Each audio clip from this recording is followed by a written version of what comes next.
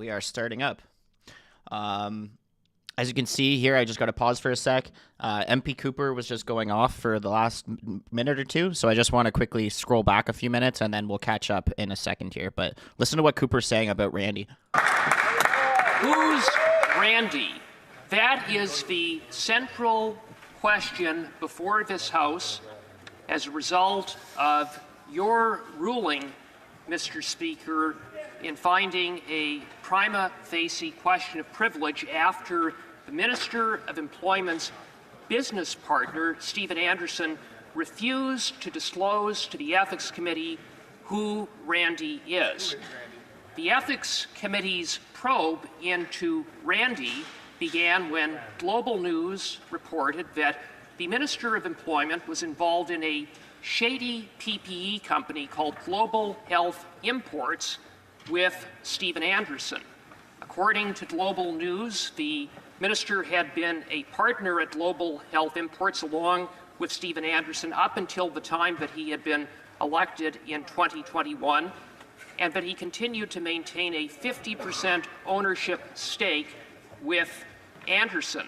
Global News reported that the company was mired in allegations of fraud and ripping off clients. Indeed, multiple judgments have been issued against the minister's company by Alberta courts. Alberta courts have ordered the minister's company to pay back clients $7.8 million for ripping them off. And Global Health Imports faces a litany of other lawsuits, including a lawsuit commenced by a California-based company, the Gowie Group. The Gowie Group, like other clients of the minister's company, purchased PPE. The PPE was never delivered, but the Gowie Group was on the hook for $500,000, having transferred a $500,000 deposit to the minister's company. Now, one of the excuses provided by Stephen Anderson for the failure to deliver PPE was the Global Health Imports warehouse burned down. Amazingly, 2 weeks after Global Health Imports received the $500,000. And then Anderson was reported to have told the Gowie Group that once they collected the insurance money, maybe then he would be in a position to repay the $500,000 deposit.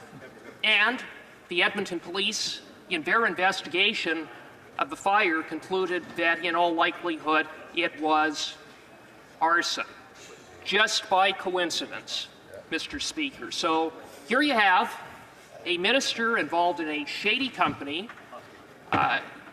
mired in allegations of fraud, ordered by Alberta courts to pay back clients $7.8 million, where there are allegations or evidence of potential arson and insurance fraud. I would submit that on that alone, that ought to have been enough for the Prime Minister to tell the Minister of Employment, you're fired, you're out of cabinet. But there's more, because Global News reported that someone named Randy, connected with Global Health Imports, was involved in shaking down the Gowie Group for that $500,000 deposit, and that was evidenced in text messages. Among the text messages that Global News uncovered was a message from Stephen Anderson to the Gowie Group leading up to the shakedown, in which he says, "What is going on? I just received this from Randy."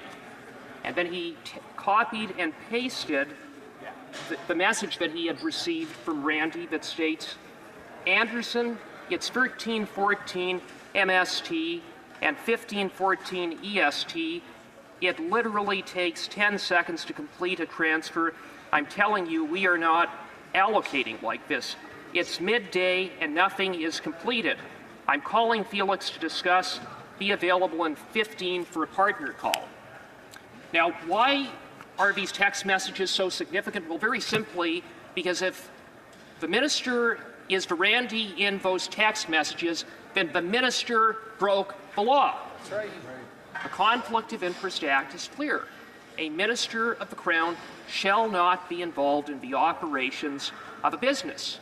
If the minister is that Randy, then the minister was involved in the operations of the business, working to secure a $500,000 deposit for Global Health Imports, not to mention of participating in a partners meeting.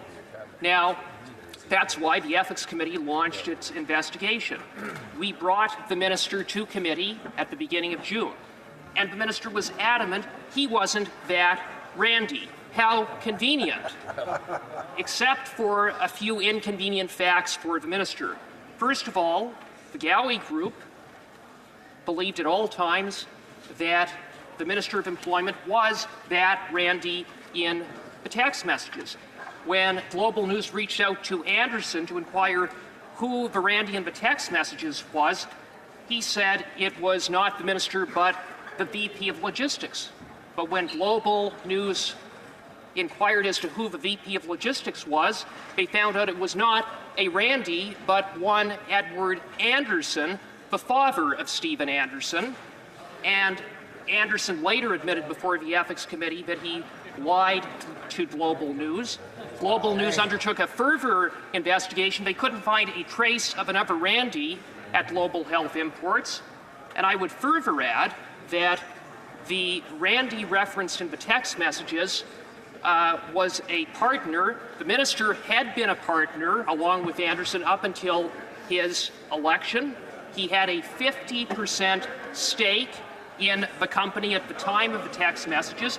And according to the minister's own evidence at committee, he admitted that it was a small operation, that there were a handful of people in the company, him, Anderson, and a few others. So, in the face of that, without a trace of another Randy, without any explanation for who this other Randy could be, there is only one reasonable inference that can be drawn, and that is that the Minister of Employment is the Randy in the text messages.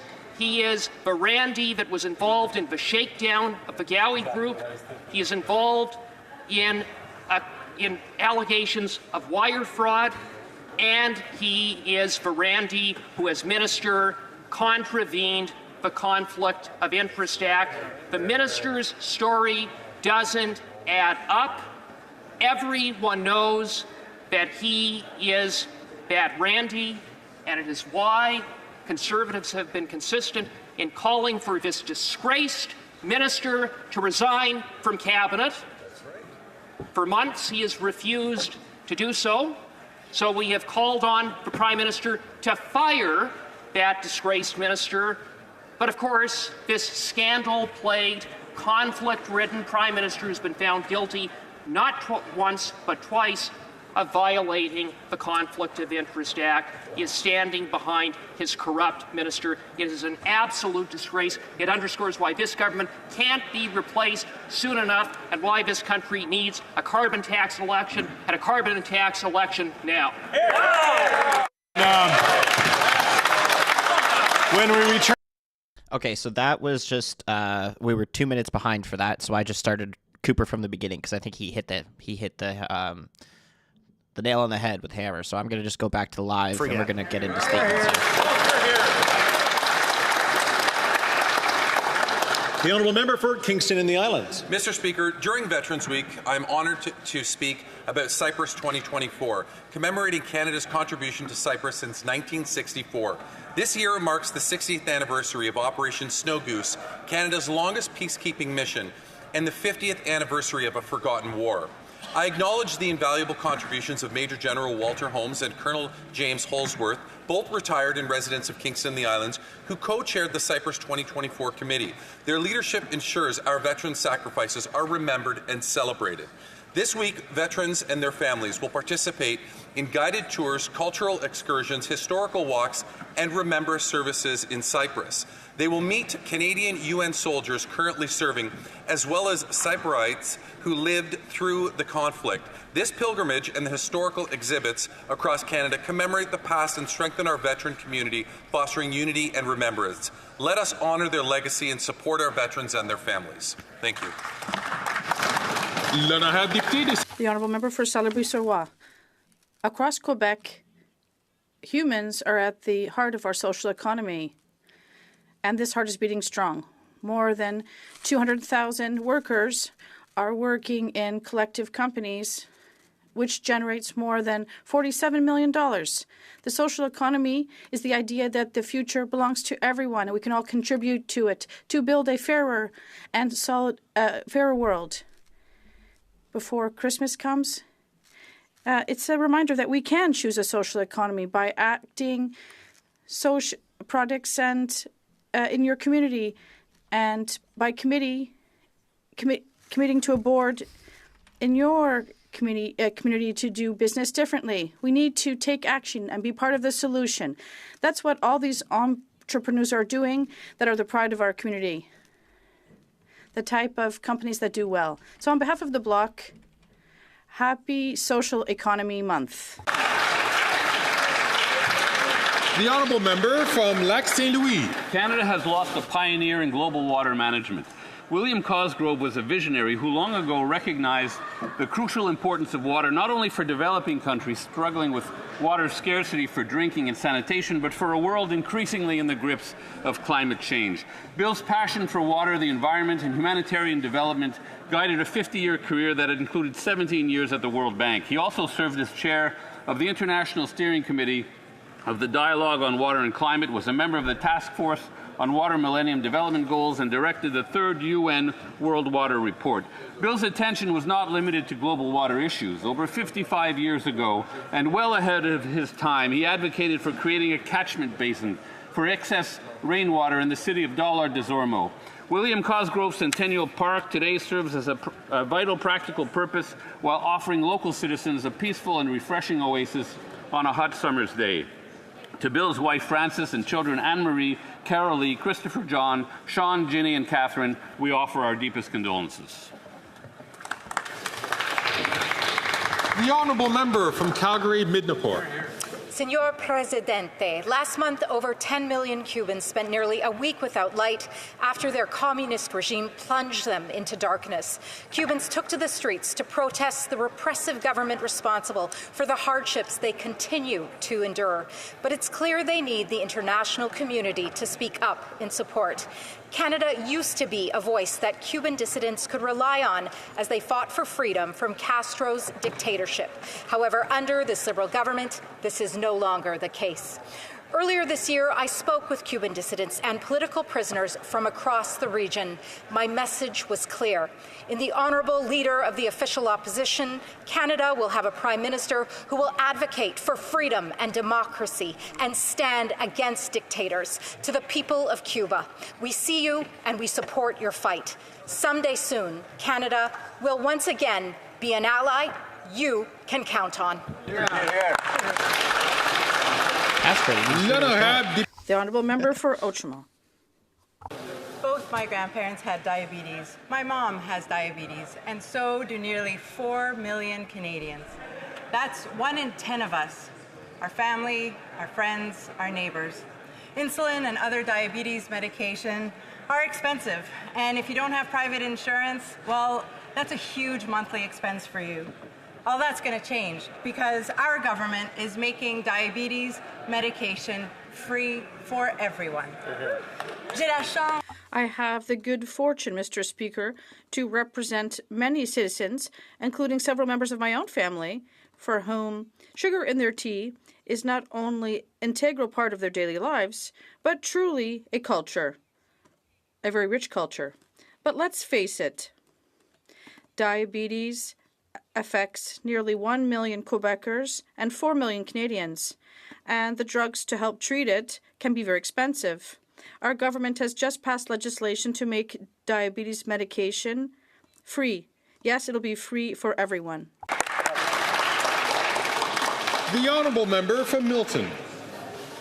Thanks very much, Mr. Speaker. The Canadian Parks and Recreation Association is here on the Hill in Ottawa today with workers and advocates and professionals in the parks and recreational sectors right across the country. They're here advocating for public spaces, for access to recreational facilities, for active transportation, for operating costs, to make sure that parks and recreation and physical activity are top of mind to people up here in Ottawa and right across the country in influential positions like ours. Mr. Speaker, I'm very proud of the fact that the CPRA is one of the top recipients of the Community Sport for All initiative, this government's effort to invest in community sport right across this country. And the result, with that $60 million investment in Canadians, is higher participation rates. In fact, 1 million Canadians said they got more active thanks to the Community Sport for All initiative, and that was due in part to the Canadian Parks and Recreation Association. So, Mr. Speaker, let's continue to invest in the sector so that every Canadian can benefit from the enriching experiences that we get from our parks and our outdoor spaces. And thank you to every worker in the recreational space.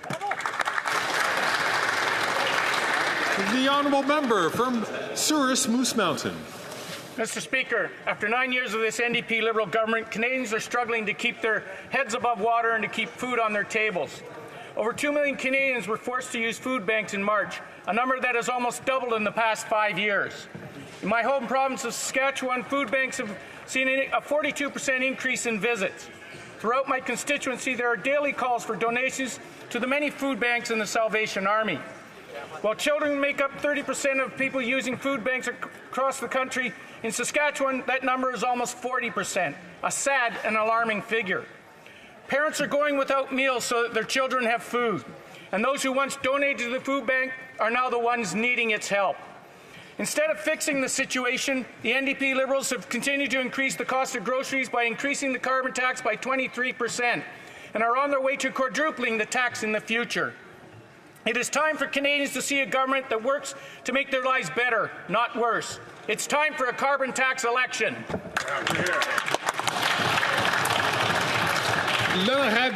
The honourable member for Pontiac. Mr. Speaker, last year we signed a landmark agreement with Quebec to mobilize a joint investment of $1.8 billion in affordable housing through the Housing Accelerator Fund. And this, Mr. Speaker, will allow us to enable several projects to be carried out over the next few years, which means 8,000 affordable and social housing units across Quebec, including in my riding. Last week, the Conservative leader announced that he intends to cut this fund and rip up our agreement with Quebec and squabble with mayors. And this doesn't make sense. And the only part, this is too risque for Quebecers. The honourable member from Battle River, Crowfoot. Mr. Speaker, here is the truth. There is only one person left keeping that Prime Minister in power, and that is the leader of the NDP. Canadians see it clearly. All you need to do is think back to the big stunt the leader of the NDP pulled when he told Canadians that he ripped up his coalition deal with the Liberals. Since then, they have had ample opportunity to prove it, but has refused to do so. In fact, in his own words, the leader of the fourth party said, "The fact is the Liberals are too weak, too selfish, and too beholden to corporate interests to fight for people." Words don't equal action. That party continues to be beholden to that Prime Minister. The fact is that the NDP love the Liberals and they love the carbon tax, something they've voted for more than 24 times, even when it is sending more than 2 million Canadians a month to the food bank. Every day that Prime Minister remains in power, it is because of the sellout leader of the NDP. It's time for him to buck up and call a carbon tax election.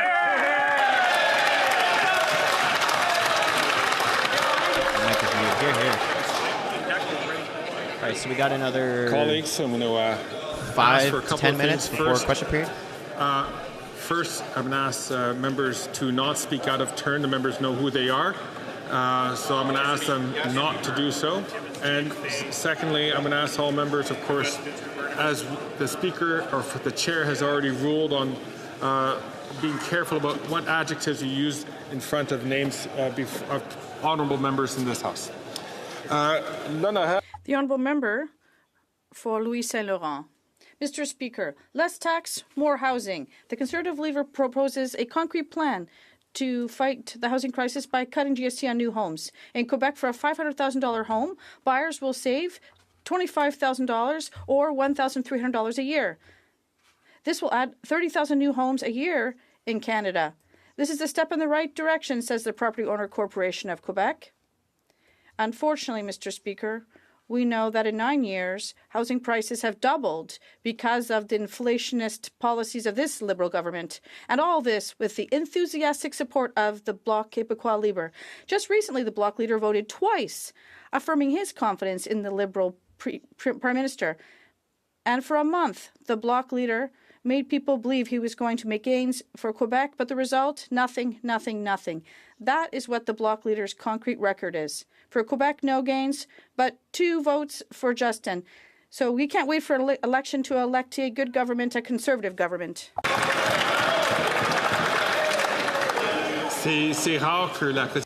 It is rare that the Speaker has to intervene twice, but the Honourable Member, and reminder for all members, knows that we cannot refer to another elected official by their first name or family name. Honourable Member from Don Valley West. Mr. Speaker, foreign interference is a danger to our country, and we all have to do everything in our power to call it out and to address it. Our government has made it a top priority. Canadians are nervous. The RCMP has evidence that agents of the Government of India are involved in serious criminal activities undermining our democracy. There are reports of a number of other countries intimidating citizens, interfering in elections, and leadership campaigns. The leader of the official opposition needs to do his part. That's right. He needs to show we're united in this fight. Right. Every member of this House took an oath. Some of us have leadership responsibilities and take other measures, including getting the appropriate security clearances so we can do our part keeping Canada and Canadians safe. The leader of the official opposition can't delay any longer. He has to apply for the top security clearance so he can do his part and let Canadians stop wondering about what he may be hiding. What is he hiding?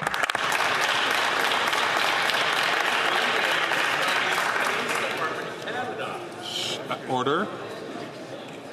The Honourable Member from North Island Powell River. At Remembrance during Veterans Week, recognizing both Aboriginal Veterans Day and Remembrance Day, I want to thank every person who has served or is serving our country, and thank their loved ones as well, who we all know serve alongside them. Every year I am so grateful to the many legions who are in my riding that prepare sacred events around remembering the service of Canadian soldiers. I have 11 across my riding, and I want to name them all, Mr. Speaker. Port Hardy Legion Branch 237, Port McNeill Legion Branch 281, Port Alice Legion number 180, Gold River Legion 270, Sayward Legion number 147, Campbell River Legion number 137, Quadra Island 154, Alert Bay Legion 198, Comox Legion Branch 160, Powell River Legion number 164, and Texada Island 232.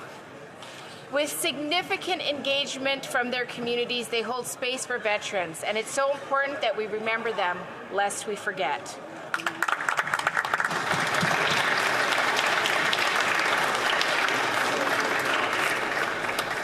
The Honourable Member for Bellay-Chambly.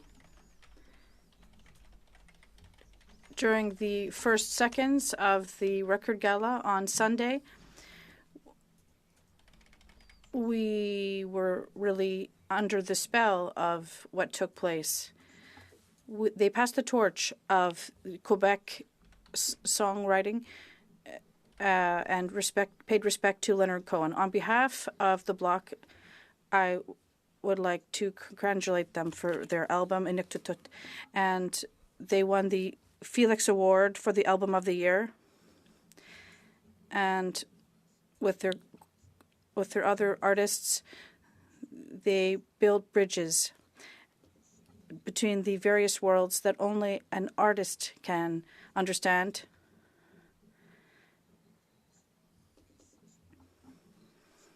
The Quebec nation on Sunday expressed its full affection. Bravo and thank you.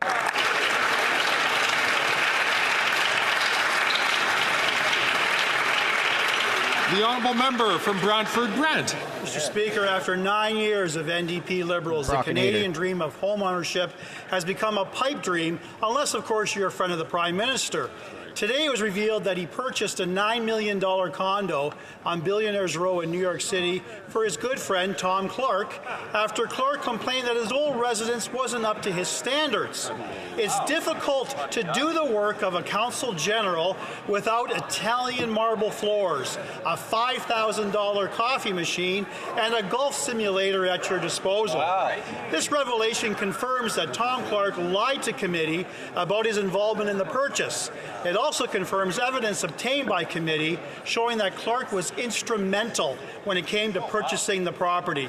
Canadians are fed up with this government. It's time for change, time for accountability, time for a Conservative government who will bring transparency and respect back to the Canadian taxpayer.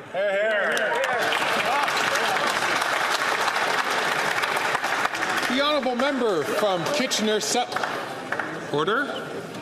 The honourable member from Kitchener South, Hespeler. Mr. Speaker, Bill C-63, the Online Harms Act, is seeking to create a safer online space for all Canadians in this increasingly digital age. Online harms have real-world impacts with tragic, even fatal consequences, and the delays in our Parliament are putting more Canadians at risk every day. I think of the important work of Carol Todd, the mother of Amanda Todd, the 15-year-old girl who so tragically took her life 12 years ago after being victimized online. Carol stated in an interview that the filibuster that is happening right now and holding everything up is so frustrating. It's just wasting time. I've waited 12 years for this. Unfortunately, the important work this House undertakes has been held up due to Conservative delay tactics with support from opposition parties. We are working every day to pass important legislation for Canadians from coast to coast to coast, and the Conservatives are working every day to make sure this isn't the case. Nobody clapped. Questions orales. Oral questions. All right, here we go. The Honourable Leader of the Opposition. Let's get it, baby. Question period time. Just 80 days after becoming Prime Minister, Stephen Harper promised to put an end to, or managed to put an end to, tariffs on softwood lumber. But this Prime Minister caved in and allowed Donald Trump to reimpose those tariffs, and Mr. Biden doubled them. Stephen Harper entered into a deal with Barack Obama in order to avoid the consequences of the Buy America Act. Can we have an election so that Canadians could have a Prime Minister who will stand up for Canadians? The Right Honourable Prime Minister. On the contrary, Mr. Speaker, what we see once again is the Conservative leader saying anything and everything while we stand up against Donald Trump. We stood up against him when he wanted to renegotiate NAFTA, and it was the Conservatives, including Stephen Harper, who were encouraging us to back down and not offend the Americans. On the contrary, we stood up for ourselves. We protected supply management. We protected steel and aluminum workers. We protected Canadian jobs all across this country, Mr. Speaker. The Honourable Leader of the Opposition. This Liberal Prime Minister not only capitulated to Obama, Trump, and Biden, he also gave $500 million worth of investment that left this country, impoverishing Canadians in the process. 10 years ago, the New York Times said life in Canada has the wealthiest middle class in the world. And Canada seems to be outstripping even the U.S. Today, it's the opposite. Canadians are poorer than Americans. Why is this Prime Minister creating jobs for Americans? The Right Honourable Prime Minister. Mr. Speaker, the opposition leader continues to claim that Canada's broken, but at the same time, he wants to get rid of the investments that will help Canadians, for example, with the construction of new homes. The millions of dollars that we've sent to the government of Quebec to build new affordable housing, if it was up to him, he would cut and impose austerity on Quebecers and all Canadians. They don't want that. We don't want that. We need to invest to help alleviate the housing crisis, and that not the kind of policies the opposition leader is proposing. Minister Stephen Harper only 80 days to get a softwood lumber deal that put an end to the tariffs and reimbursed what were already collected. And then this Liberal Prime Minister capitulated, allowed Trump to reimpose the tariffs and Biden to double them. Harper got us an exemption to Buy America. This Prime Minister then capitulated, allowed Trump and Biden to reimpose them, hurting our construction workers and our providers of steel. Why can't we have a carbon tax election so that we can have a Prime Minister that no longer capitulates to the Americans, but instead will stand up for Canada? The Right Honourable Prime Minister. Mr. Speaker, since I just answered that question in French, allow me instead to take a moment to condemn unequivocally the violence we've seen in South Asian communities across the country over the past few nights. Let me be very, very clear. The individuals who are inciting violence and division and hatred in no way represent either the Sikh community or the Hindu community in Canada. At a time of Diwali, Bandi Chor Divas, we're seeing communities come together to celebrate their diversity and their strength. We will continue to stand for the unity of Canadians.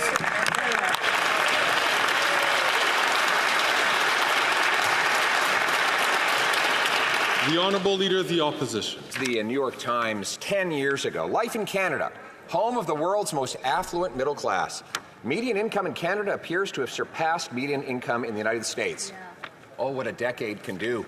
Now, American workers make almost $20,000 more than their Canadian counterparts. They get twice as much investment every single year. The gap between our per capita GDP and that of the United States is now the worst in a century after this Prime Minister's rising taxes, bureaucracy, and blocking of energy projects. I know why Harris and Trump want to create jobs for Americans, but why does this Prime Minister want to help them? The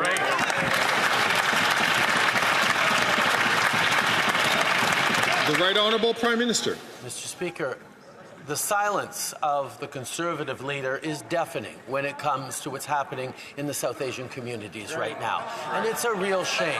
Not only is he not stepping forward to talk about how all Canadians must stand together and all South Asian Canadians, Sikh, Hindu, Jain, Buddhist, are celebrating together this weekend, but he even refuses to take the issue seriously enough to get the security clearance necessary to be briefed on threats to Canada and to Canadians. That's not leadership, Mr. Speaker. The Honourable Leader of the Opposition. Now you know his real agenda. He wants to distract from all the economic misery he's called at home. And so he uses divisions here at home. These divisions are the result of him. Under his leadership, we've seen a 251% increase in hate crimes, fire bombings of synagogues, bullets shot at Jewish children's schools, 100 churches burned and vandalized, and now we see sectarian riots on the streets of Brampton. This never happened before this Prime Minister. Does he take ownership for the divisions he's caused and the violence that has resulted?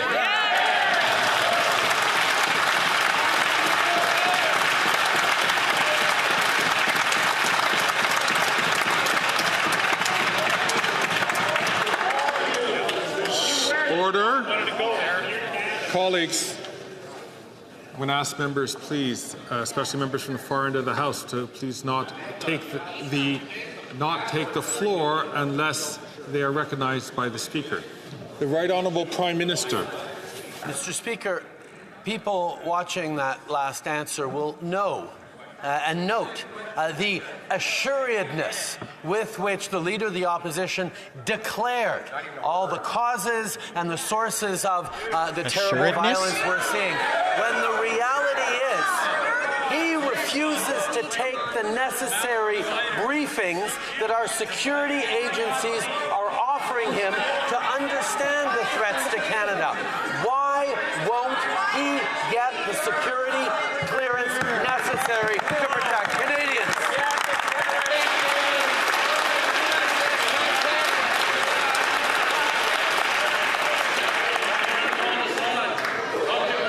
Order.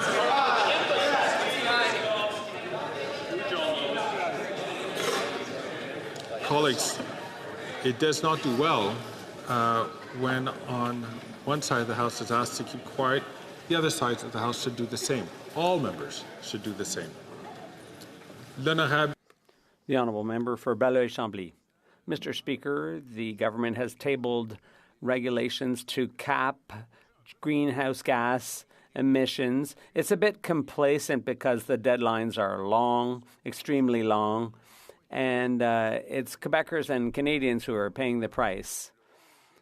This is going to give polluters a holiday on emissions control, and this regulation is may appear inadequate given the oil and gas lobby here in the House. Could this not be better done through a statute? The Right Honourable Prime Minister. Mr. Speaker, as a government, we have always chosen to do everything that's necessary to reduce emissions, to protect Canadian prosperity, and to protect Canadians' future. That's why we're moving ahead with a cap on greenhouse gas emissions coming from the oil industry. This is an industry that is making record profits, an industry that already has the technology to reduce emissions. But with this cap, the industry will have to invest to reduce emissions so that everyone does their fair share in reducing emissions and protecting the planet. The honourable member for Belleuil-Chambly. Instead of considering the green equalization or green banking or funding of green technology, as the Bloc has been advocating for a long time, the Prime Minister himself has said that this is an industry whose profits have skyrocketed since the pandemic. Instead of imposing standards that aren't tough enough, why doesn't he impose tougher standards? And that way he could go before the electorate finally with a bold record on the environment. The Right Honourable Prime Minister. Mr. Speaker, I know full well that both the Bloc and we have the same opinion on this. No industry should be allowed to pollute without limit. That's why we have put a cap on greenhouse gas emissions in the oil and gas industry. That industry contributes almost 1/3 of Canada's annual emissions. And so that industry has a greater capacity to reduce our emissions. They're making record profits, so we agree that they should reinvest in technologies that will help reduce emissions and help them do their fair share. Honourable member from Burnaby South. Who here doesn't have a family doctor? Well, 5 million Canadians don't. Now, Loblaws owns Maple, and a family doctor working at Maple's will charge you $80 a month per person to see a doctor.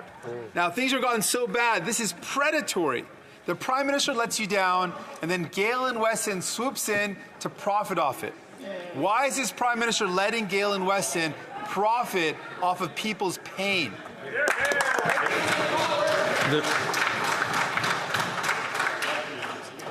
The Right Honourable Prime Minister. Mr. Speaker, we recognize that it is the provincial area of jurisdiction to deliver health care in this country, but it is the federal responsibility to make sure that that health care remains public and universal and single payer. And that is exactly what we're doing by investing a record $200 billion in health care over the coming years that will oblige the provinces to invest in public health care, to hire more doctors, particularly family doctors, doctors, to reduce wait times, and to improve their mental health services. These are things that Canadians expect, including the federal government expecting it of the provinces. L'honorable député de Burnaby Sud. The honourable member for Burnaby South. Yeah. There we go. Private health care is a jungle. It could cost $213 for a minor emergency. It's so profitable that real estate investors are opening private clinics. And the Prime Minister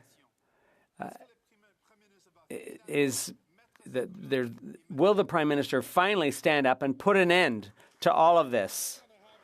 The Right Honourable Prime Minister, Mr. Speaker, unlike the NDP, we understand and respect the fact that the delivery of health care comes under provincial jurisdiction. But the federal government is responsible for ensuring that our health care system remains public, and the federal government has to be there to help with the funding. That's why we've put on the table $200 billion in investments for the next 10 years, which will allow for the hiring of more family doctors, reducing wait times, more support for mental health and workers in the system. And that's what all Canadians expect.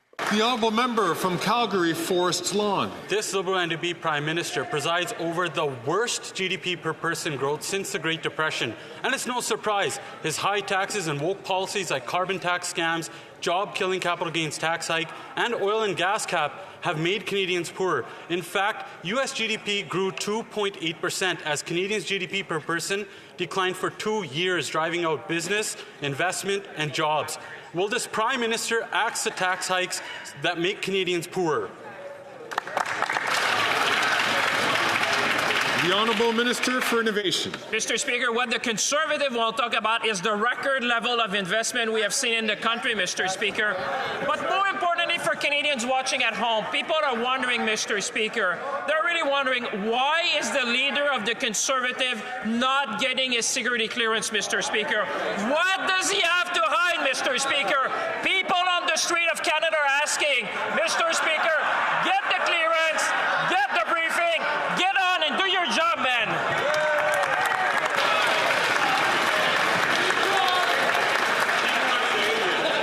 The honourable member from Calgary, Forest Lawn. We're talking about the Canadians. They're starving and they want to make personal attacks on the Conservative leader.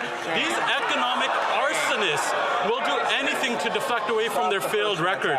Canadian workers are $22,000 poorer than U.S. workers. If Canada had just kept pace with the U.S. over the last 2 years, Canadian workers would have $6,200 more every year. And now Canada is poorer than Alabama. Why don't these economic arsonists call a carbon tax election so Canadian workers can finally fire them?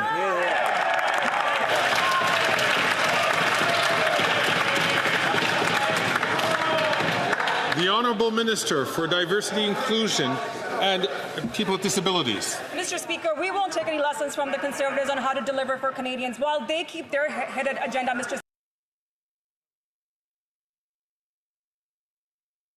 Childcare. They'll cancel the National School Food Program, Mr. Speaker. Conservatives, Mr. Speaker, won't tell you their plan because they don't want Canadians to know. Just like, Mr. Speaker, their leader won't get the security clearance that he needs to protect Canadians, Mr. Speaker. Shame on them. What are they hiding? Man, this beating of the dead horse. The horse is dead. Leave the thing alone.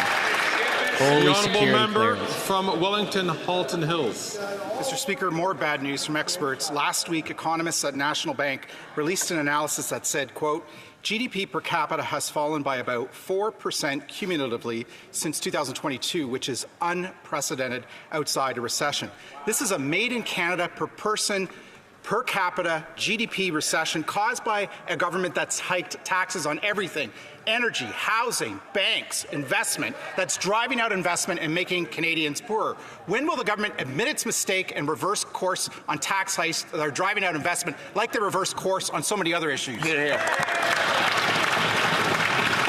Honourable Parliamentary Secretary to the Deputy Prime Minister and Minister of Finance. Mr. Speaker, if the Conservatives would like to make comparisons with the United States, I have one for them. Canada ran a deficit of just 1.1% of GDP in 2023, Mr. Speaker. That's compared to a 6.3% of GDP deficit in the United States of America, Mr. Speaker. We have made sure to be responsible with our balance sheet, and we are doing it while supporting vulnerable Canadians, Mr. Speaker. The Conservatives' hidden agenda is to cut programs that Canadians rely on. The honourable member from Wellington, Halton Hills. Mr. Speaker, I'll quote another expert relative to Canada's position with the United States, the Governor of the Bank of Canada, who last week said, quote, foreign capital, even some Canadian capital, is going to the United States because they can get faster regulatory approvals, end quote. 2 years ago in Washington, the finance minister in her speech said, quote, Canada must and will show similar generosity in fast-tracking, for example, the energy and mining projects our allies need to heat their homes and to manufacture electric vehicles, end quote. Simple question. Can the government tell us which mining and energy projects they have fast-tracked since the speech in Washington? The honourable leader of the government in the House of Commons. Mr. Speaker, I know that member to be an honourable. I'm going to ask the honourable member from South St. Margaret's, please, to not take the floor unless recognized by the chair. The honourable member.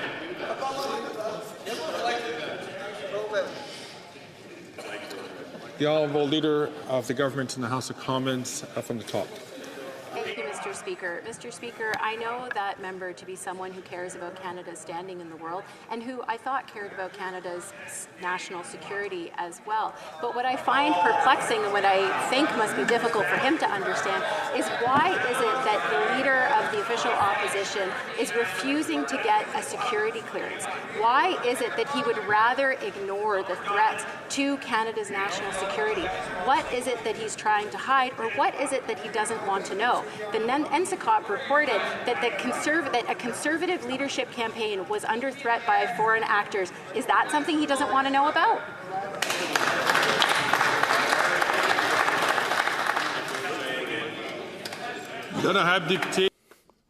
The honourable member for Charlebourg-Haute-Saint-Charles. Canadian GDP has declined in 8 of the 9 last quarters. This means Canadians are getting poorer, their quality of life is declining dramatically, and the story is exactly the opposite in the U.S., where there's 2.8% GDP growth. Canadians are facing a recession caused by the Prime Minister's increases in carbon tax, housing tax, and capital gains tax. I know it's hard for the Prime Minister to understand the poverty of Canadians because he's never been in need himself, but can he show some compassion by eliminating his taxes? The Honourable Minister.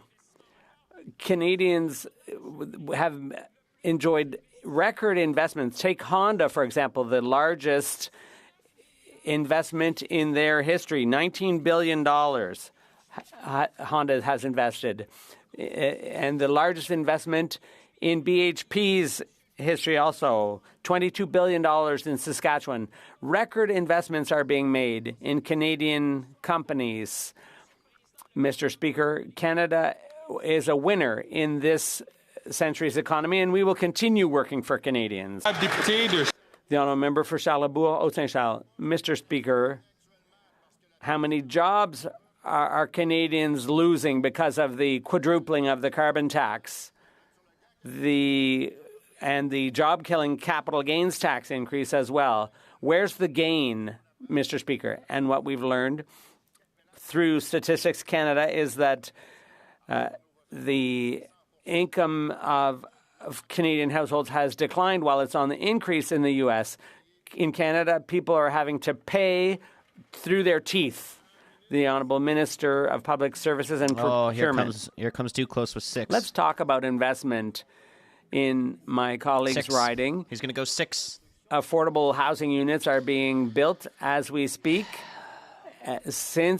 And the funding for that was questioned by the Conservative leader because he wants to cut back on those deals with the provinces. Would he ask the Conservative leader, who's sitting just 4 seats over for him, if he could get his security clearance so that he can protect all Conservative members against foreign interference? Security clearance. Those are the only 2 things he ever says. The honourable member for Berthier-Masquinongé. Tonight, in the presidential elections, Americans will choose who gets to reopen the North American Free Trade Deal in 2026. Our most important free trade agreement is at risk of being renegotiated. Trump has promised to do that, and Harris voted against CUSMA. That's why it's dangerous to let two senators, Peter Boehm and Peter Harder, block C-282. They want to overturn the vote of elected officials to put supply management back on the bargaining table as early as 2026. Is the Prime Minister who appointed them, will he finally ask them to pass C-282 so it's enforced before any renegotiation? The Honourable Minister of National Revenue. Thank you, Mr. Speaker. I'd like to remind our Bloc colleagues that senators are independent. What he's saying is that the Bloc doesn't have the power to protect supply management. The only government, the only party, the only group of members who has the will and the desire and the ability to protect supply management is a Liberal government, Mr. Speaker. The honourable member for Berthier-Masquinongé. The Prime Minister knows that if C-282 isn't passed, the Americans could put supply management back on the bargaining table as early as 2026. He also knows it won't be him doing the bargaining, it'll be the Conservative leader. If he doesn't act to put C-282 ahead of any negotiation, he's putting our agriculture in the hands of the Conservatives, the same Conservatives who conceded supply management loopholes in agreements with Europe and Asia. Will the Prime Minister intervene, or has he already done so silently? The Honourable Minister of National Revenue. Thank you, Mr. Speaker. I can assure you that with our Prime Minister, the Minister of International Trade, the Minister of Agriculture, and myself and many of our colleagues, we are talking to senators and we are asking them to get that bill back here quickly. But any legislation can be amended. The best way to protect farmers in Quebec and all across Canada is to ensure that we keep a Liberal government in office for a long time to come. The honourable member for Berthier-Masquinongé. The last answer to my last question was yes, Mr. Speaker. I'm sorry, I'm just going to have to interrupt the member. I would ask members, please, to allow the member who has the floor to ask his question so that everyone here, including the Speaker, can hear his question. The honourable member for Berthier-Masquinongé. From the top, please. It seems that the answer to my last question was yes, Mr. Speaker. No one in this House should tolerate two senators overturning our democratic choice to protect supply management. Message to Misters Beam and Harder. If you want to sacrifice supply management, then run for office. Face the voters for once instead of cashing checks for life in the Senate. Come and present your ideas to farmers in Berthier-Masquinongé. Come and face me. The Liberals are looking for candidates. Will the Prime Minister finally tell them to put their faces on election signs or mind their own business?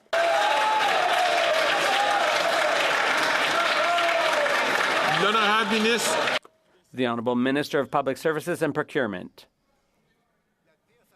The worst way, Mr. Speaker, to defend supply management is to align with the Conservative Party and vote along with them. They're the ones who pose the greatest risk, the greatest threat to supply management. We're the ones who stood up and defended it against the U.S. And unfortunately, what the Bloc is doing is getting in cahoots with the Conservatives. Honourable member from Prince George, Northern Rockies. After 9 years and 3 U.S. presidents, this NDP Liberal Prime Minister has failed to get a deal with the Americans on softwood lumber, while our previous Conservative government got it done within 80 days. 2 more mills in BC are closing because of this Prime Minister's incompetence. Wayne and Marie Harder have seen their logging businesses in Fort St. John destroyed by these NDP Liberals.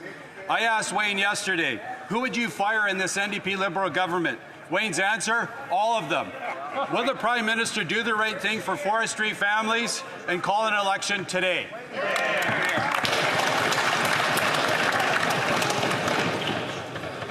I'm going to ask once again the colleagues at the end, particularly the member from New Westminster, Burnaby, and Timmins St. James, Bay James, to please not take the floor unless recognized by the Speaker.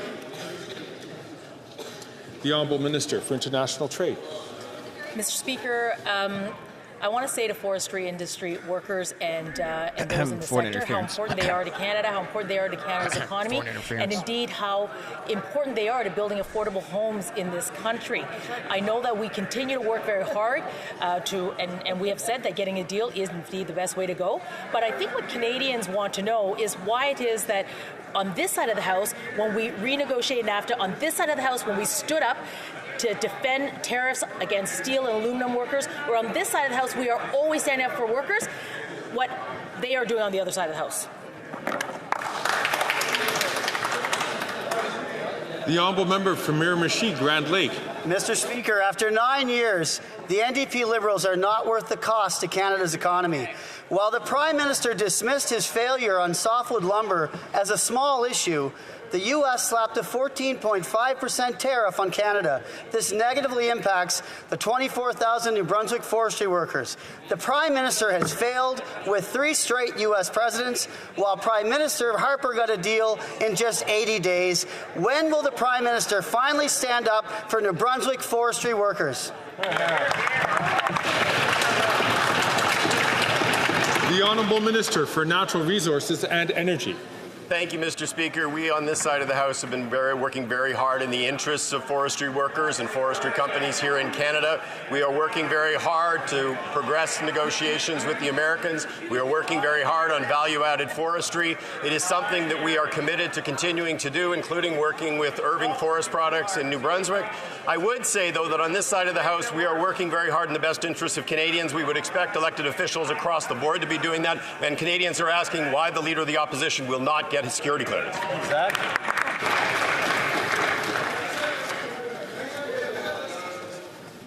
The Honourable Member from Prince Albert. Thank you, Mr. Speaker. After 9 years, the NDP Liberals are not worth the cost. Just weeks after the U.S. hit Canada with a 14.5% tariff on softwood lumber, this Prime Minister dismissed its failures and the impact on Canadian workers and the impact of our forestry sector as small issues. Since the PM's comments in New York City, 2 sawmills in BC have closed, putting over 500 workers out of work. Canadian producers have paid $9 billion in tariffs to the U.S., from softwood lumber to Buy America. Why has this Prime Minister repeatedly backed down to the U.S.? The Honourable Leader of the Government in the House of Commons. Thank you, Mr. Speaker. Mr. Speaker, this government always stands up for Canadian workers and it always stands up for Canadian industry. When it came to renegotiating NAFTA, we stood strong and protected Canada's economy, while the Conservative Party of Canada said to capitulate. When it came to supporting our steel and aluminum workers, we stood against those tariffs. We hit back hard. What did the other side say, Mr. Speaker? The Conservative Party of Canada said capitulate. When it comes to standing up for Canada's national security, we will always do that. But what about the Conservative Party of Canada? Mr. Speaker, their leader won't even get a security clearance to know what's really going on. What is it he's trying to hide? Thank you, Mr. Speaker.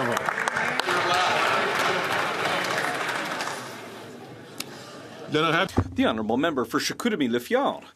Mr. Speaker, after 9 years of this Liberal government and 3 American presidents, we still don't have a softwood lumber agreement with the United States.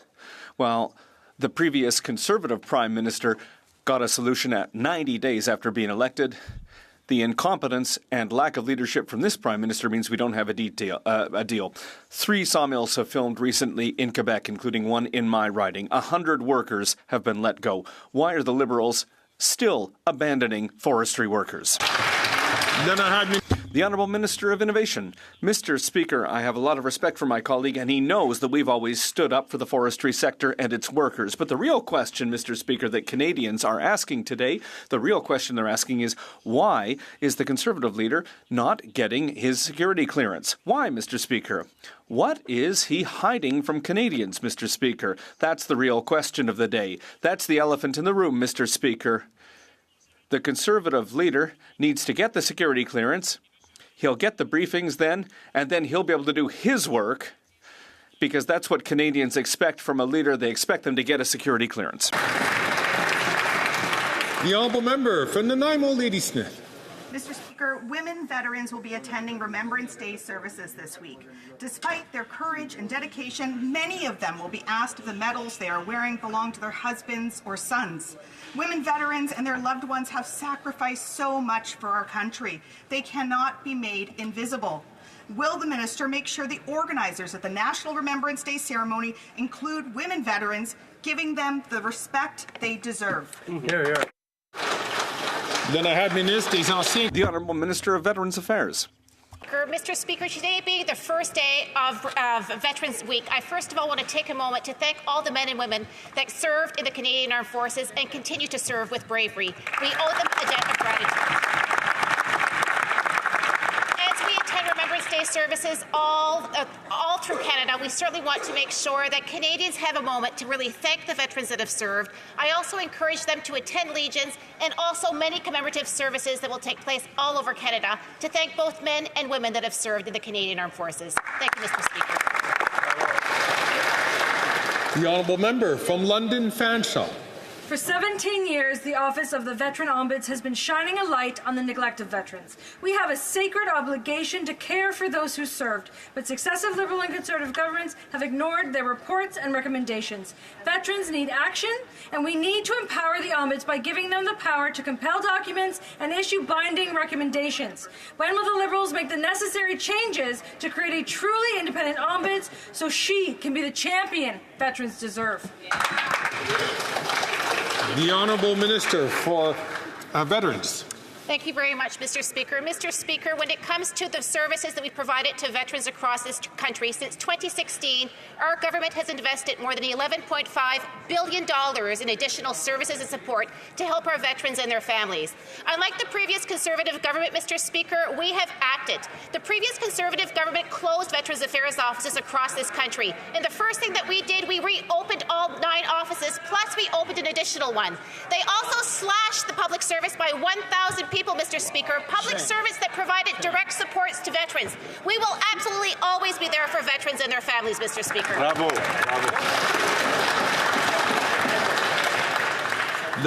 The Honourable Member for Châteauguay-Lacolle. Mr. Speaker, our government has an ambitious plan when it comes to housing. Fighting homelessness, making home buying more accessible with the First Home Savings Account, putting federal land on the market for housing and supporting co-ops. Can the Minister of Economic Development for Quebec please tell us how these measures will increase access to housing around the country and increase housing stock across the country? The Honourable Minister of Economic Development for Quebec. Thank you, Mr. Speaker. The Housing Accelerator Fund is going to help to build thousands of social and affordable housing units. Even Conservative MPs know it, and they've written to the Housing Minister to ask to access that program in their own ridings. The irresponsible plan from the Conservative leader to cut investments is going to endanger 8,000 accessible housing units in Quebec, Mr. Speaker. We can't trust a leader who's offering just cuts and slogans, but especially who isn't getting his security clearance so that he can protect Canadians from the dangers that we face. The Honourable Member from Battleford's Lloydminster. After 9 years of the NDP Liberals, the majority of young Canadians have now abandoned the dream of home ownership. While housing starts fail to keep up with Canada's population growth, the Americans are building 4 times more housing per new resident. Conservatives have announced a plan to axe the federal sales tax on new homes, and we have called on the provinces to do the same. Our plan means more housing and savings for young Canadians who are desperately trying to enter the housing market. Will the NDP Liberals reignite the dream of homeownership and axe the federal GST on housing? Here. The Honourable Parliamentary Secretary to the Minister of Housing, Infrastructure and Communities. The list is growing, Mr. Speaker. Yesterday we learned in the Toronto Star that the MP for Kamloops on the Conservative side has joined many other Conservative colleagues to advocate for programs that their leader wants to cut. Programs like the Housing Accelerator Fund that are going to lead to more home building in his community and communities across the country, Mr. Speaker. They want to make these cuts. They have no vision on housing. Therefore, they have no vision on the future for Canada, Mr. Speaker. It's not serious.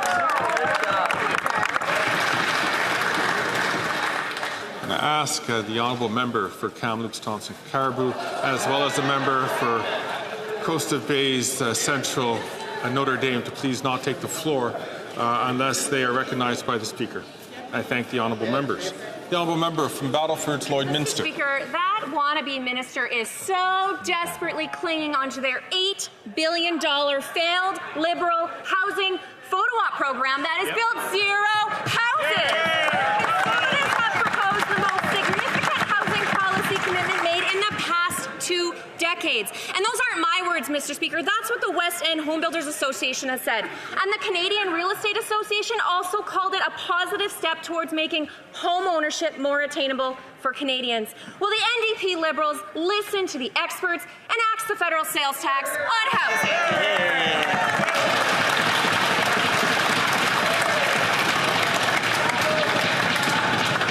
The Honourable Parliamentary Secretary to the Minister of Housing, Infrastructure and Communities. It's a difficult subject for them, Mr. Speaker, obviously. The MP for Kamloops, the MP for Simcoe North, the MP for Central Okanagan, the MP, and he's the best friend of the Conservative leader, the MP for St. Albert Edmonton, Mr. Speaker, went behind the back of the Conservative leader to advocate for the accelerator fund that's going to lead to more home building. In this House of Commons, on social media, they parrot their leader's talking points, but they don't believe in those talking points, evidently, Mr. Speaker, because they're advocating for good government programs that are going to get more homes built for Canadians.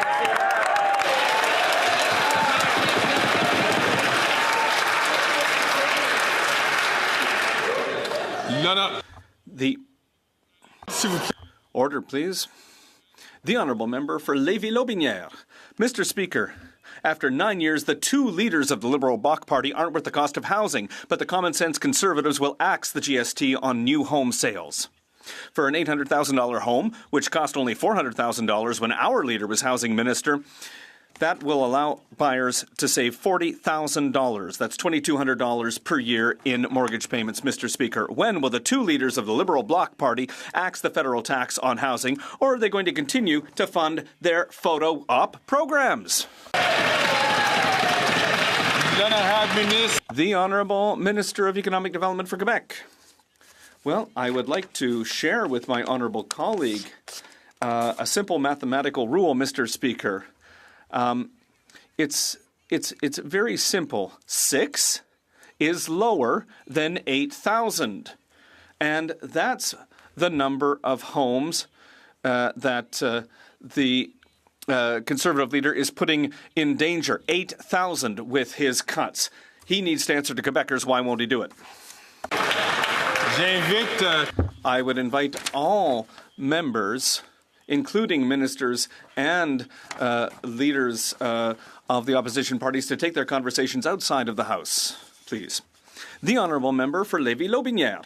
Mr. Speaker, the Liberals' failures in housing have been resounding, Mr. Speaker. The 2 leaders of the Liberal Bloc Party have doubled the cost of housing, rent, and down payments. Because the Liberals' record is such a disaster, the common-sense Conservatives will cut $8 billion in failed, ineffective Liberal housing programs. Mr. Speaker, when the Conservative leader was Minister of Housing, he built 195,000 new homes. And we have the receipts. Why are the 2 leaders of the Liberal Bloc Party so far to the left that they've left Canadians behind when it comes to housing? The Honourable Minister of Economic Development for Quebec. Well, Mr. Speaker, I'd like to know how my honourable colleague can say to his constituents how they are going to cut the 80 housing units that are planned for his riding under the Housing Accelerator Fund. But his constituents also want to know why the Conservative leader doesn't want to get his security clearance and protect Canada's democratic integrity, the integrity of his own party. The honourable member for Thérèse de Blainville. The Liberals promised a major reform of EI in 2015, then again in 2019. Then in 2021, and then no later than 2022, promised. And then by Christmas 2022, pinky swear. 9 years, 4 ministers later, the Liberals have done nothing. EI is still failing 6 out of 10 workers. That's why the Bloc Québécois has tabled a bill to reform EI. and it's going to fix these inequalities. Will the Liberals support it? The Honourable Minister for Economic Development. Well, Mr. Speaker, I have a lot of respect for my colleague from the Bloc Québécois, and when it comes to the question of modernizing the employment insurance program, that's a priority for our government, and we have made major changes, Mr. Speaker. We've extended the illness benefits to 26 weeks. We have extended the 5 weeks of additional support for seasonal workers, Mr. Speaker. We've also added important benefits for adoptive parents, and we are going to continue to modernize the EI system for all Canadians from coast to coast to coast. The Honourable Member for Thérèse de Blainville. Which Randy is that? With C418, the Bloc is moving forward where the Liberals have failed since 2015. We are proposing a single eligibility criteria at 420 hours. Increased benefits from 55 to 60%, increasing the minimum benefit period to 35 weeks, increasing special illness benefits to 50 weeks, and the list goes on.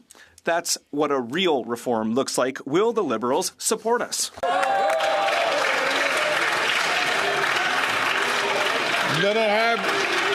The Honourable Minister of Employment. Well, Mr. Speaker, there's a gang who want to support us in continuing to modernize the EI system. We've heard loud and clear at our summit on the labour force for the 21st century. Listen, I understand that the Bloc Québécois wants to move forward with certain ideas here in the House, but they are going to disassociate from their friends, the Conservatives, and support us so that we can get back to work, the very important work that we need to get done here in the House of Commons. That's the question of the day. Provide the documents.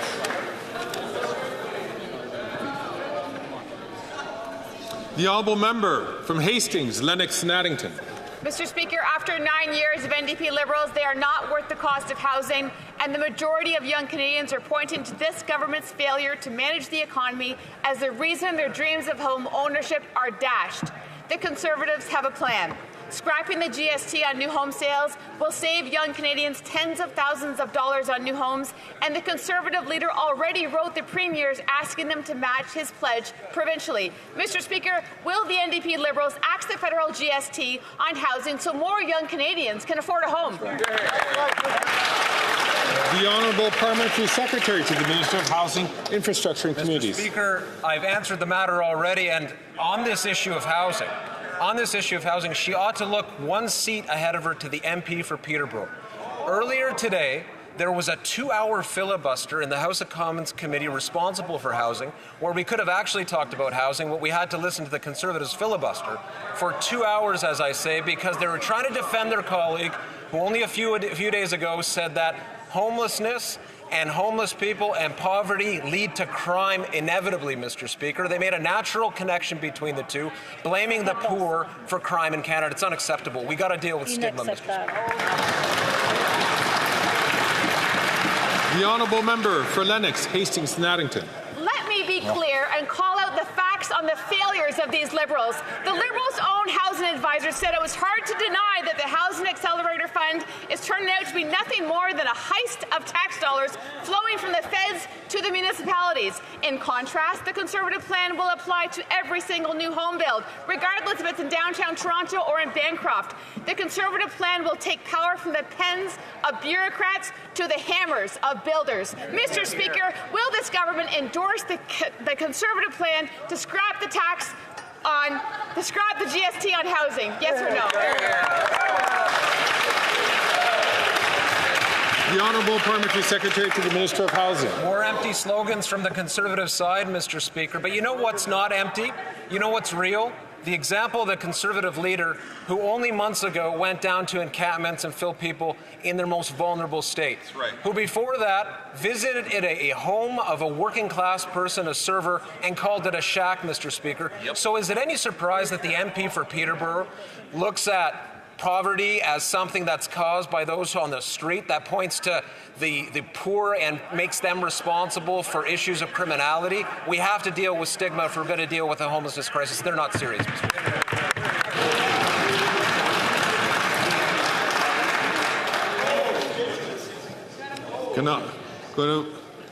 The honourable member from Kamloops, Thompson and Caribou. There was chaos, yelling, screaming, running for cover. And no, Mr. Speaker, I'm not talking about the last Liberal caucus meeting. I'm talking about a police chase that happened in downtown Toronto. It looked like the scene from a movie. Police chasing two people reportedly on bail. Rather than take accountability, this minister's response, do this, blame other people, blame the provinces. When will the Prime Minister and this Justice Minister stand in their place and take accountability for their failed catch and release policy? The Honourable Minister of National Defence. Mr. Speaker, let's talk about accountability. There are currently 700 fewer police officers working in the City of Toronto today than when I was the police chief only 9 years ago. Mr. Speaker, there's been a 23% reduction in police per population in Toronto You're in charge of their over funding. those 9 years. And Mr. Speaker, how did that happen? 2 consecutive Conservative mayors, under the unwatchful eye of a Conservative premier, allowed a hiring freeze and those cuts to take place. If you want to look for accountability, look in the mirror.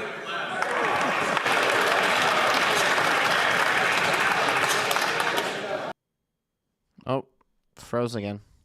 Man, Parliament's having a hard day today with their 700 fewer police feed. officers working in the City of Toronto today than when I was the police chief only 9 years ago. I have to listen to this Mr. again. Speaker, there's been a 23% reduction in police per population in Toronto over those 9 years. And Mr. Speaker, how did that happen? 2 consecutive Conservative mayors, under the unwatchful eye of a Conservative premier, allowed a hiring freeze and those cuts to take place. If you want to look for accountability, look in the mirror.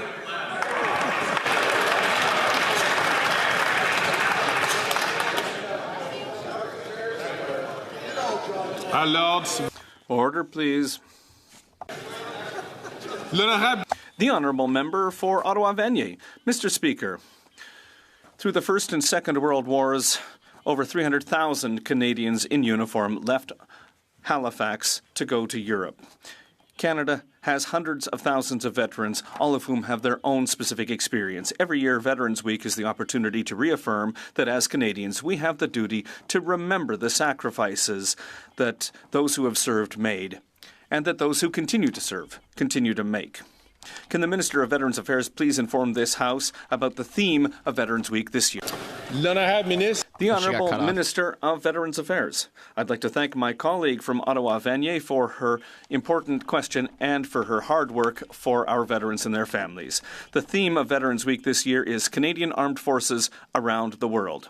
It's a theme that reflects the role that Canada has long played in promoting and defending peace and security around the world. Mr. Speaker. Canadians across the country to either attend Legions this week, to thank a veteran, and also to make sure that they take part in a commemorative service in their community. Thank you so much, Mr. Speaker. Bravo.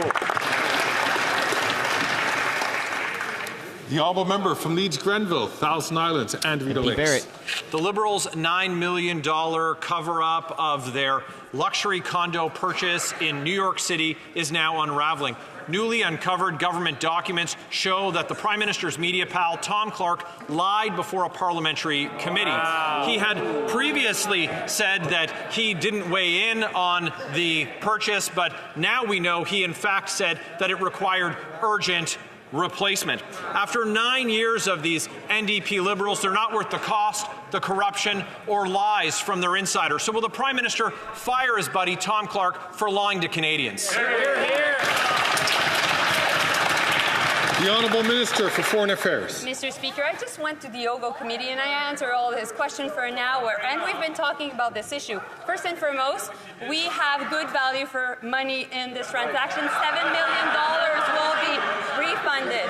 Second, all the process were, of course, followed. And finally, we don't fall into the character assassination that he's doing about an important consul. But not only that, at the time of the U.S. election today, when all Canadians are looking down south to see what's going to happen, we need to invest in the American-Canadian relationship, and that's exactly what we're doing, Mr. Speaker. The honourable member from Leeds Grenville, Thousand Islands, and Vito Lakes. Get her. These economic vandals bought a $9 million condo in Manhattan for the Prime Minister's buddy, and they're subsidizing his rent to the tune of $40,000 per month after doubling rents for Canadians, doubling mortgages for Canadians, and presiding over a country for 9 years with homeless encampments springing up under bridges in communities from coast to coast to coast. If that's not bad enough, Canadians are lined up at food banks in record numbers. 25% of Canadians don't know where their next meal is coming from. If they won't fire Clark for lying, will they fire him for blowing $9 million? The Honourable Minister for Foreign Affairs. Apparently, Mr. Clark was good enough for the Conservative when he was moderating their leadership race, but that's another issue. That's another issue, Mr. Speaker. What I want to say today is, as Canadians are looking down south to see what's going on and to take act of the will of the American people, we will invest in the relationship between Canada and the U.S., contrary to what the Conservatives want to do. And of course, we won't take the recommendation of having an official residence outside of Manhattan. Why? Because only 2 countries in the world do so, Bangladesh and Afghanistan, Mr. Speaker. The honourable member from... Order. That includes the honourable member from South Shore, St. Margaret's. The honourable member from Calgary, Midnapore. Mr. Speaker, Tom Clark lied to committee, saying that he didn't know about the purchase of a $9 million condo. The Minister of Foreign Affairs also said she didn't know about the purchase of a $9 million condo. She also said she didn't know that a Canadian warship was next to Russian warships in the port of Havana. She also said that she didn't know that a senior global affairs official attended a Russian embassy party. Mr. Speaker, isn't that the role of the Minister of Foreign Affairs to know? That's right.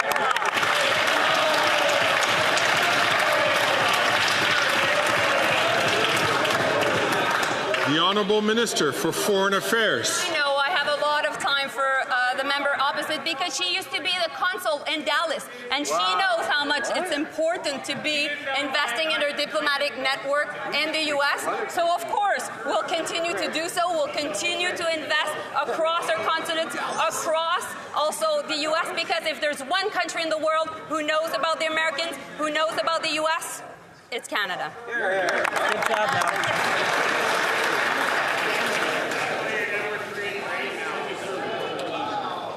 The honourable member from Richmond Centre.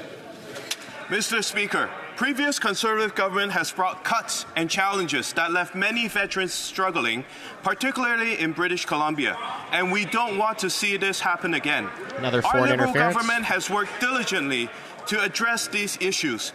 As we reflect on these changes, let us remember that our commitment to veterans must be unwavering. Can the Minister of Citizen Services share how our government has expanded our reach to better support veterans from coast to coast to coast? The Honourable Minister from Citizen Services. Thank you, Mr. Speaker. Do you remember when the Conservatives campaigned on shutting down veterans' offices? Yep. Or do you remember when they promised to increase the retirement age to 67? Well, of course you don't, because Conservatives never actually say what they're actually going to do.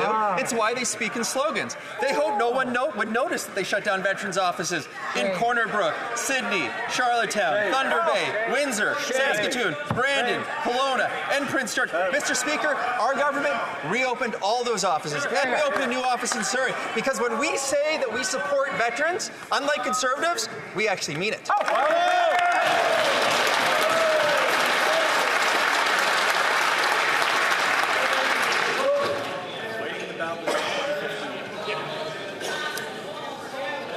The honourable member from Windsor West. Mr. Speaker, Windsor is being abused and taken for granted by the Liberals yet again. It's a sad state that the city must sue the federal government to recoup the cost of the Ambassador Bridge blockade. While the Conservatives supported this illegal activity that hurt the economy and public safety, the Liberals are making Windsor taxpayers foot the bill.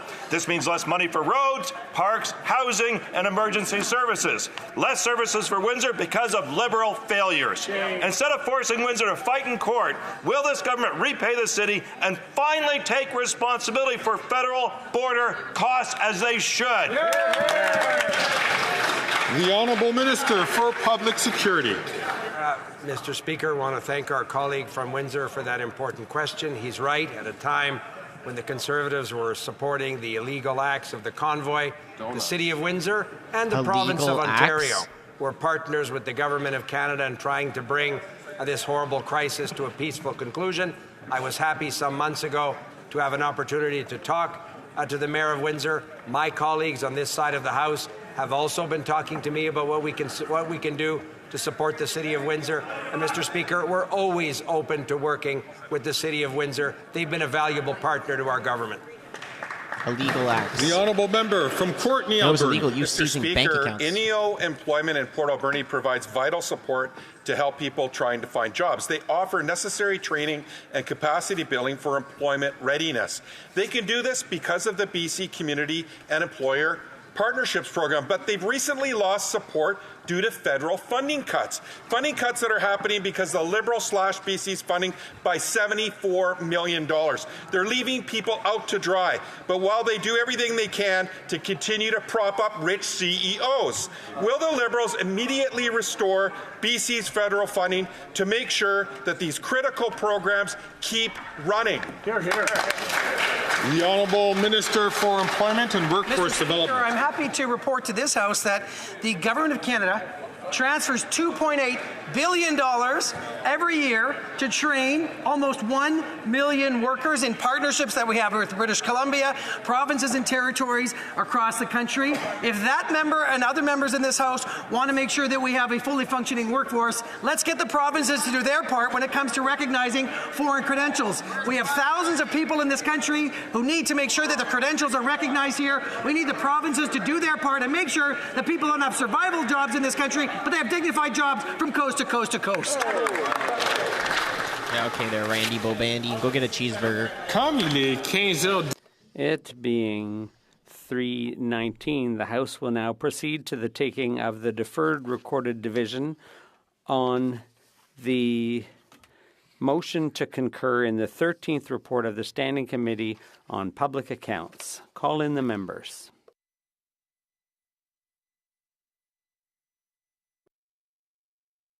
Okay, so that's it for question period. If you guys didn't catch the committee from this morning, it was actually pretty good, but I'll go ahead and get some clips out from it, from Barrett and Brock just completely roasting Jolie, because that was pretty funny. So if you guys didn't catch that, then just look on the channel in the next probably hour and a half. I'll have some stuff around 5 p.m. Eastern Standard Time. We'll be live again tomorrow for question period. Trudeau and Pierre will both be in the house, and Trudeau actually on Wednesdays always answers for like an hour or more. He spends a lot of time on Wednesdays answering questions, so tune in for that. I'm just double checking to see. Looks like there's probably a committee we're going to cover tomorrow at around 4:30 Eastern Standard Time, so I just got to double check to see what's on the agenda for that. Otherwise, we'll be live on Thursday as well, too. So, appreciate everybody tuning in, and thanks for watching, guys. Thanks for the gifted, Gordon. Really appreciate that. Yeah, everybody have a fantastic rest of your night. I will let you guys go, and cheers.